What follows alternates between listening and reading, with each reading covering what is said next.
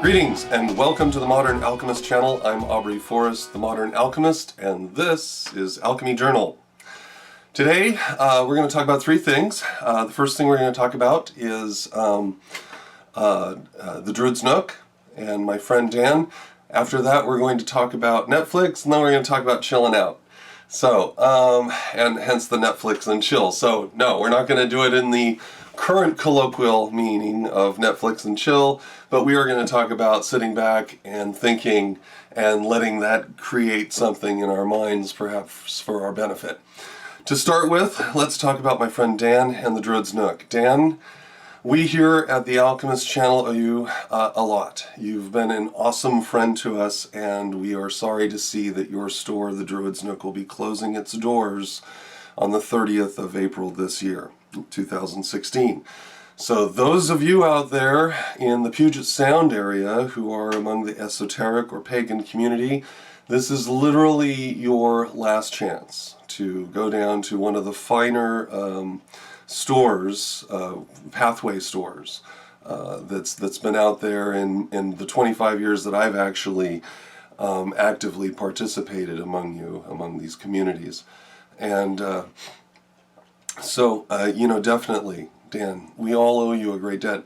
This channel has 8 episodes which were filmed on location at the Druid's Nook, and it was because you offered your store space so graciously to. You closed the store early, you let us all attend there for free, and let us fill to capacity, For that, I thank you. You've created more than you know in your 3-year effort at running that store.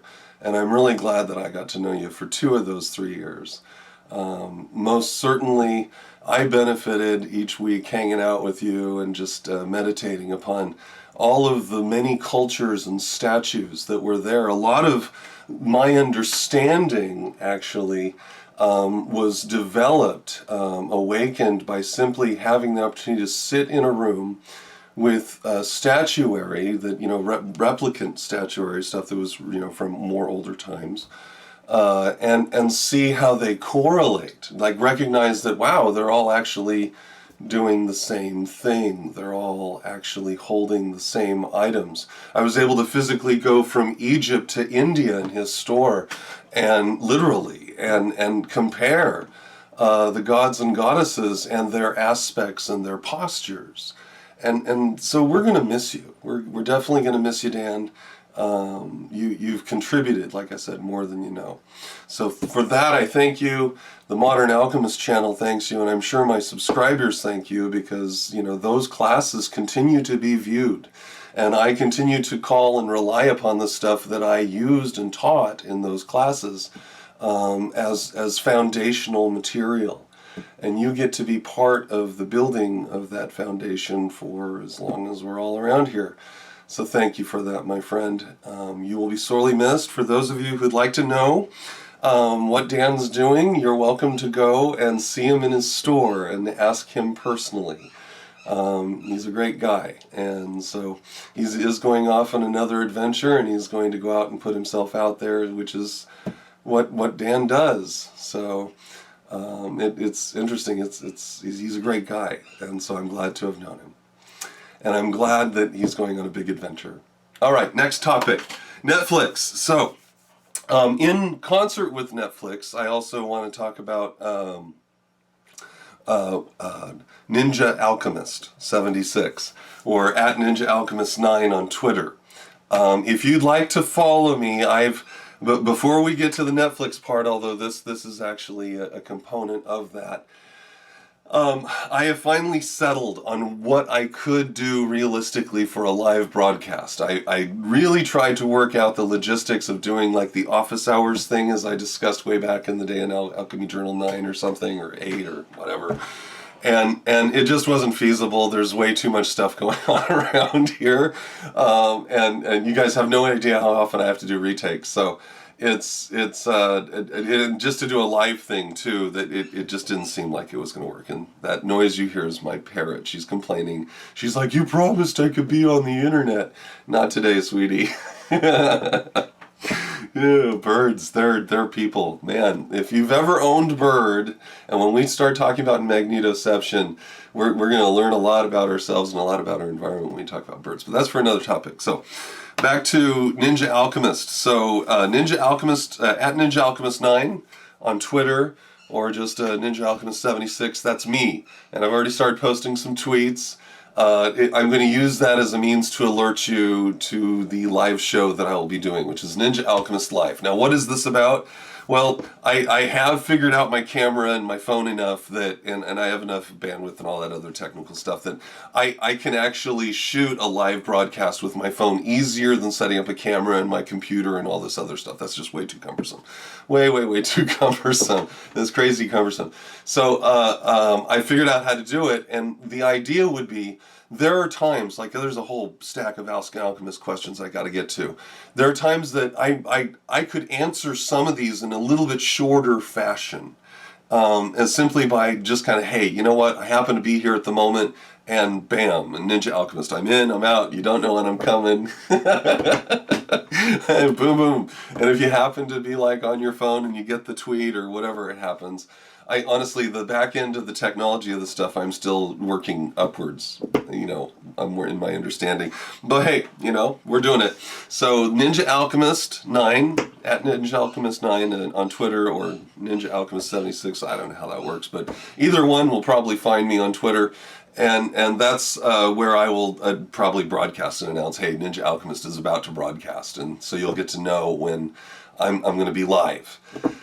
So for you guys out there who've subscribed, definitely subscribe to me at Twitter. I'll post some pictures, and it's an opportunity for me to actually just drop some zen on you guys. Like, this is stuff that just kind of hits me, and I've never really been into the tweet culture. It seems to a degree narcissistic unless you can use it as an education tool. And so I not that like my thoughts are awesome, but definitely they're my thoughts, and I'm receiving on that bandwidth. And so if I can share that with you so that then you can fine tune whatever your thinking happens to be to whatever you want it to be, then that's awesome. And then I'm just part of that, and just like Dan was part of this. So we're all part of each other, and we have no idea the impact of our positive contribution.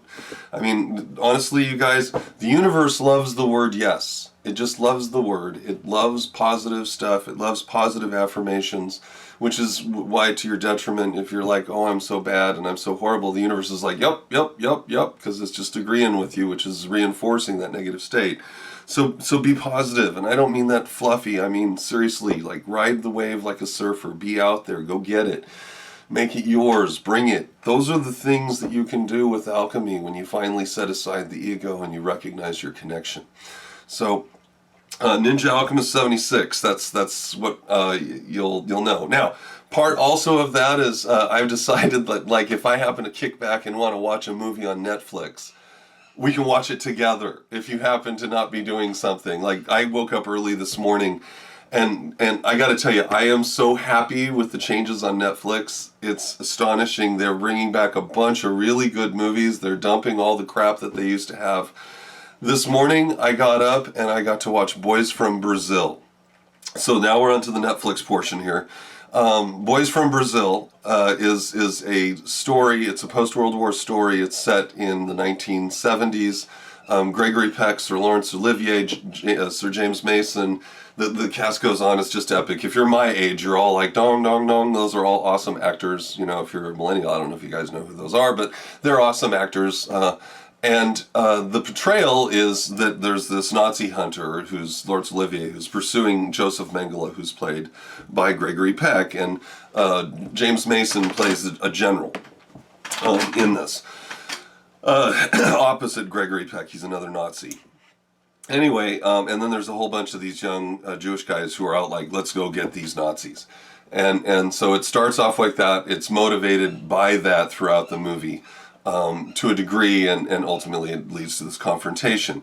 The thing that struck me about this movie is that it has so many layers. I mean, this is, wow. Looking back on this, since I saw this movie in the theater with my dad in the 70s, whenever it came out. Let's see, it came out in 1978. Yeah, so I was 12 years old. So I definitely remember this clearly. There's a fight scene at the end that just really traumatized me because it was so real. Like, there's this fight scene at the end with Laurence Olivier and Gregory Peck. And man, this is what people actually look like, you know, when they're fighting for their lives. It's not this kung fu. It's just this savage. And it stuck with me. Well, my intelligence and my understanding and my perspective has developed over the years since I was 12. And I've since reviewed the movie a couple times, like once every 10, 15 years. And this last couple weeks, I've been thinking about it relative to just the people who keep coming out of Brazil and the knowledge that, you know, Nazi Germany wound up migrating to Argentina and Brazil and throughout South America. I mean, this is established understanding. This movie's built on that understanding. So back in the 70s, we knew that was the case. It was not fantasy, that was reality. That's why you have so many blonde, blue-eyed Argentinians, because, you know, great-grandfather was a Nazi. Anyway, I digress. So this movie's set in that environment, right? But set underneath that, then, there's all of this information about human cloning that's being given to you in the 70s. And all I could think of is, man, we had to wait for Arnold Schwarzenegger in The Sixth Day to roll around before really people started seriously thinking about cloning as like, wow, it's a possibility. And yet back in the 70s, this wasn't a possibility. This was established science. Like, this is what we were going to do, and this is how we've done it with animals, and this is how we plan to do it with people. So think on that for just a minute, because this is a movie from 78, and they're talking about cloning. That's the whole underpinning story. Laurence Olivier thinks it's twins, and then he's like, triplets with the identical triplets? And then no, this is all they're the same person. He runs into a doctor who, in the middle of the movie, it's bridged with all this real heavy science, right? Like, we take the white rat and we strip this out with UV. I mean, it was beautifully done, don't get me wrong. It's just like, I'm like, wow. They're seriously bridging this movie with some from concrete science, which, you know, you could take to the bank. Anyway, so all of that aside, under that layer, like, you know how I like to do level, and well, on level 3, you have the costuming, which are a presentation then of Kabbalistic principles. And Gregory Peck is like the kingpin in Daredevil. He's constantly clad in white. It's clear that he's a solar influence, but he's got black hair and this black mustache. So you would think that his consciousness is Saturnian, right? Except for that, and this is something my wife noticed. She's like, man, he doesn't look like he's very healthy. And I got up to our high-def TV, and I'm like, no, you can clearly see this is makeup. He's like the Joker. They've given him almost a white face. So on top of all of this, then you've got this Joseph Mengele portrayed as a solar reference, and this really perverse doctor who's just sort of hacking away at things to make them happen, you know, creating with the materials, which Kabbalistically, understanding the impact of the sun on Saturn, that's exactly what you would expect from that archetype to portray. And then, of course, Laurence Olivier represents a Saturnian reference, which is wildly appropriate as a Jewish man. And, of course, he starts off with this little brimmed hat. And when you see that on your characters, you know, sombreros all the way out here to any kind of, you know, the Undertaker and WWE, all of those are Saturnian references because they've got the rings around their head. Remember, the head's a sun, right, or star, and this is their adornment, the ring. So Saturnian reference. But here's the thing that just blew my mind, okay? And it actually took me a few minutes. I was just like, boy, I don't know, should I say this? I don't want to go down that road, because I've mentioned just like in just passing a few comments that I've mentioned, which is going to be the component of the chill port at the end of this, okay? I've made just like a few off comments, like I bring up Donald Trump in relationship to the ego, and I get a bunch of stuff like, hey, you know, he's doing all this awesome stuff, and I'm like, yeah, whatever you want to believe, that's awesome. I don't care. I don't, because I see the bigger picture. I understand that all of that is theater. If you want to do a really wild comparison, everything you ever want to know about how politics is operated, you can learn from watching professional wrestling. because they do all the same stuff. They get out there, they challenge each other, there are debates where they're clashing, but it's largely superficial. You can almost guarantee who's going to come out the winner in certain fights. They're positioned on the stage by order of their popularity, just like in wrestling. It goes on and on and on. The parallelisms are awesome, and that's because it's stagecraft. George Carlin, if he were still alive, would probably find that an apt comparison, given what he considers of considered of national politics. So yeah, when you. And one final note, because I am going to give an email, but I don't care. There's so much writing on these elections that to let them fall to chance is silly. And you can tell that by the donations given to each of these politicians. Like the oil companies donate to both sides. So obviously they're happy with whomever comes up because their policies will continue. And those of us who are all like about change in 2008, and then we found out that there was no change, right? And then you find out that the oil people... So I wasn't really sure if I wanted to like go down this path because of the whole conspiracy thing, but this is too much fun. And I finally get to stake my claim unless someone else found this first. I found this interesting. The scene begins, and it's Gregory Peck talking to James Mason, but the scene actually begins in the previous scene. It's established, and I'm going to just kind of tell you the background so you get a sense of it. Okay, so we talked about the cloning and stuff. Gregory Peck is upset because he's got this timetable. He's Joseph Mengele. He's got a timetable where basically he set up the clones of Hitler to, at a certain point in their life, events would unfold just like in Hitler's life so that it would stimulate that kind of nature to emerge out of the person. Kind of like what happens in twins who are separated at birth and then wind up having all of the same interests and aptitudes. And often you can even find that some of these twins will marry other twins. You know, like, it's just crazy. There's an electric universe principle involved there, of course. Proximity causes differences, likes like, and anyway, we can go on to that. So he is at the previous scene. He is unaware that his operations to set all this stuff in motion have been broken, and that they have now been stopped. And so he looks at this general who is supposed to assassinate someone's like, "Why aren't you in so and so? This guy should be dead already." And he starts choking him out, and then he declares that guy betrayed all of them and himself and the plan. And in the next scene, it goes dark and then it goes light.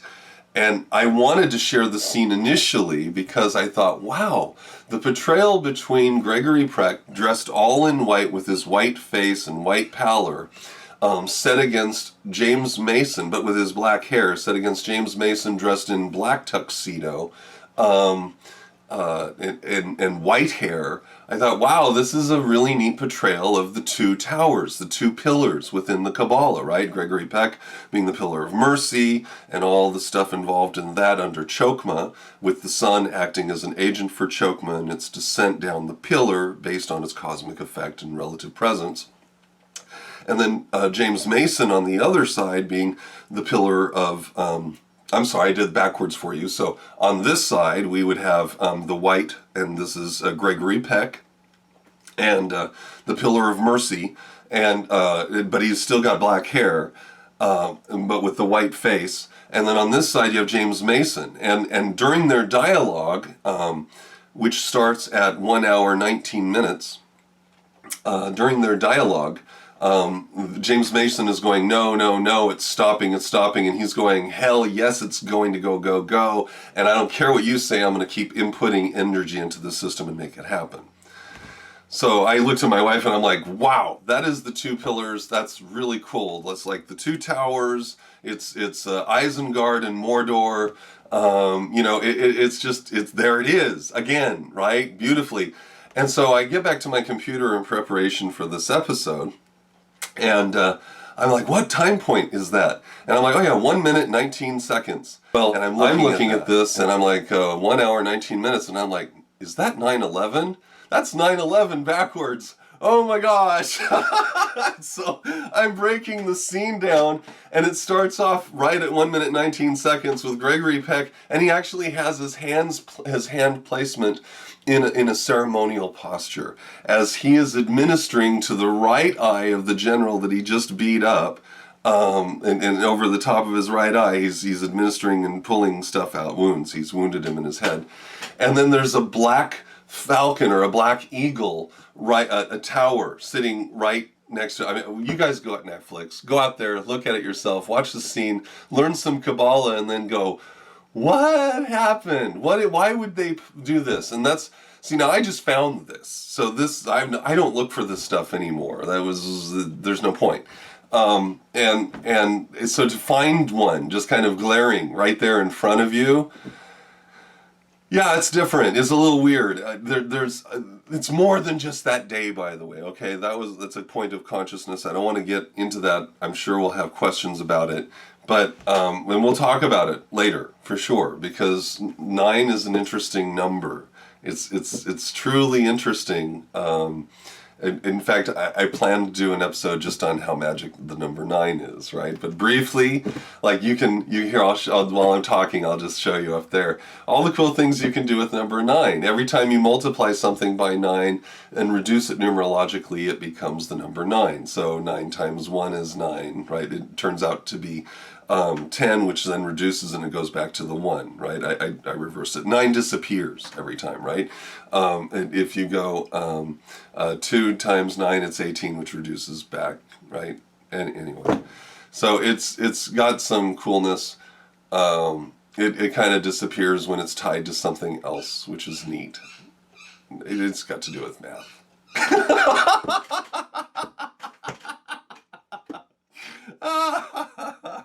See, you're not alone. Not everyone, it doesn't always stick, but you know what I'm talking about. So anyway, which leads us to part 3, which is all about chilling out.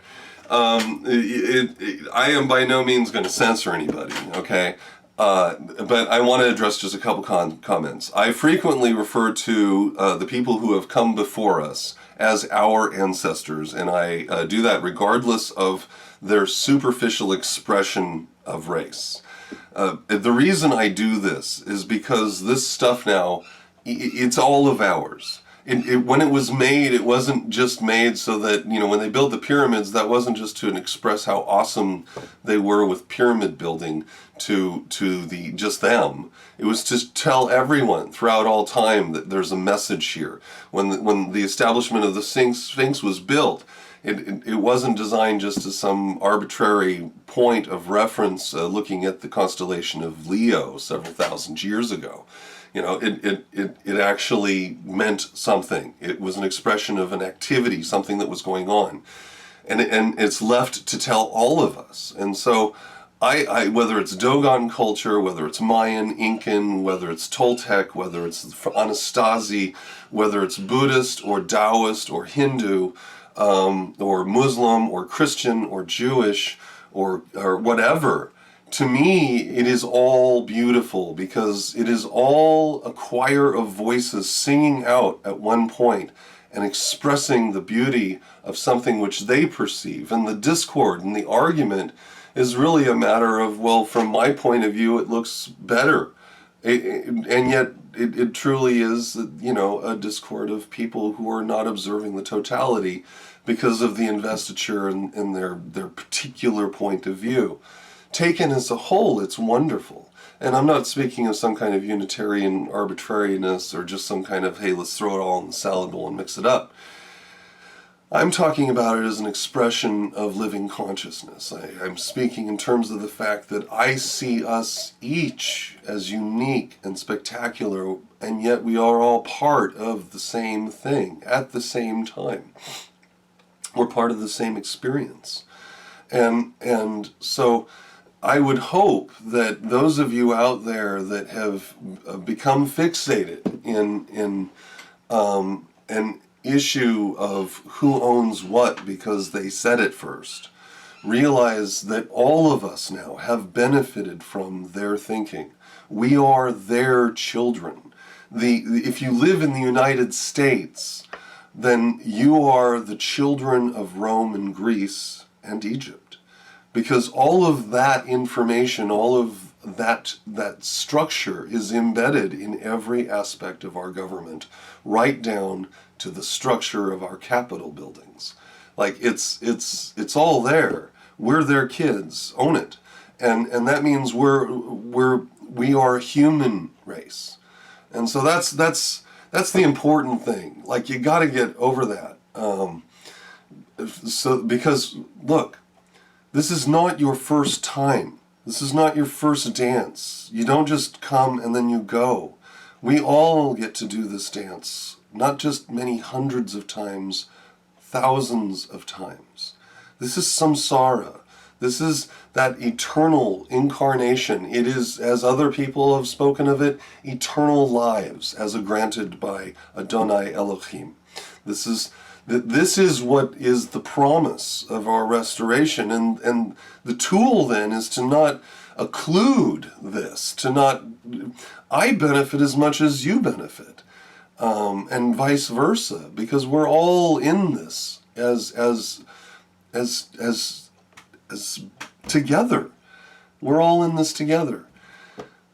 So we've talked about a bunch of stuff today. I just want you to realize that I want nothing more than for us to share a dialogue of evolving consciousness. I would like to see this become something that allows you to be whatever it is that you feel you should be. Like, that is really the end point. That's the gift of now. That is the benefit of having, the replacement eye here on the Eye of Horus, the restoration. It's not quite the same, but because it's not quite the same, that means that you can be whatever you want. That you can, even though you are this, whatever this happens to be this time around, you can choose to exceed your limitation. And that's what our ancestors taught us. I only know this because I have studied intensively what they were talking about. I have looked at their art from the standpoint of a person who couldn't hear, so that I could see what they were saying. Because a picture says 1,000 words. The medium of art is spectacular if you understand how the human body is an articulation and an expression of universal consciousness. It's what we're about. It's what we should be doing. Evolving our consciousness and doing it together. And that means no hate, none of this anger. All of that will only produce more anger. And you don't want to do that, because it's fruitless and productive and doesn't get you anywhere. It just makes more of the same. So I would say seek the joy, man. Seek the excitement. Seek the fun. Seek love. All right, I'm Aubrey Forrest, the Modern Alchemist. I'll be talking to you guys soon. Take care.